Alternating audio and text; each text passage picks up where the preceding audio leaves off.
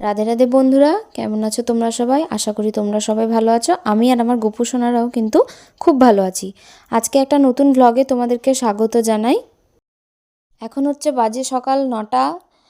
এখন বাবুদেরকে আমি গায়ে তেল মাখিয়ে গাটা জাস্ট মুছিয়ে দেব, কারণ আমাদের এখানে আজ 3 দিন ধরে খুব বৃষ্টি হচ্ছে। সেই জন্য চারিদিকের পরিবেশটা এতটাই ঠান্ডা যে গায়ে জল ঢালা যাচ্ছে না।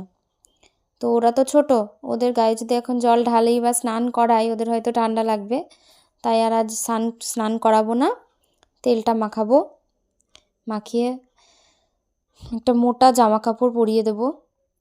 অনেকেরই অনেক রকম প্রশ্ন থাকে যে গোপালের কালো হয়ে যায় বা গোপালের রঙটা অনেকটা ফিকে হয়ে যায়, চকচকে আর থাকে না। তো এক্ষেত্রে আমি জনসন বেবি তেলটা ইউজ করি। এটা মালিশ করলে গোপাল সোনাদের গায়ে তাদের অনেকটা চকচকে হয়ে যায় গোপাল সোনা।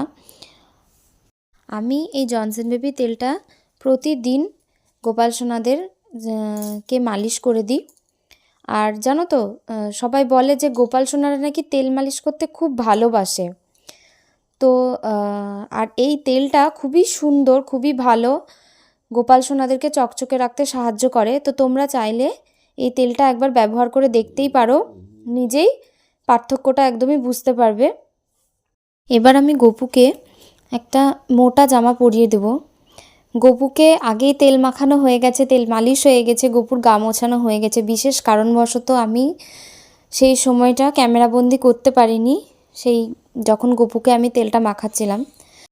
আমার গপু কতটা সুন্দর দেখো, ওর কোনো সাজই লাগে না। ওকে জাস্ট আমি ড্রেসটা পরিয়ে ওর মাথার চুলটা লাগিয়ে দিয়েছি, তাতেই দেখো ওকে এত সুন্দর লাগছে, মনে হচ্ছে আমি যেন চোখ ফেরাতেই পারছি না ওর দিকে তাকিয়ে। ওকে আলাদা করে আমাকে কিছুই সাজাতে হয়নি, জাস্ট ওকে শুধু ড্রেসটা পরিয়েছি আর চুলটা লাগিয়ে দিয়েছি। আর আমার বাবু কেমন খুশি দেখো, হাসছে দেখো, ওর জাস্ট মুখের হাসিটা দেখো, তোমরা লক্ষ্য করো। আর গোলুকে আজকে এই ড্রেসটার পরানোর কারণ হলো এই ড্রেসটা মানে খুবই মোটা।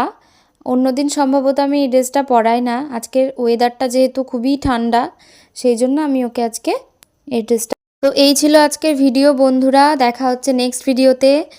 তোমরা সবাই ভালো থেকো, সুস্থ থেকো। রাধে রাধে।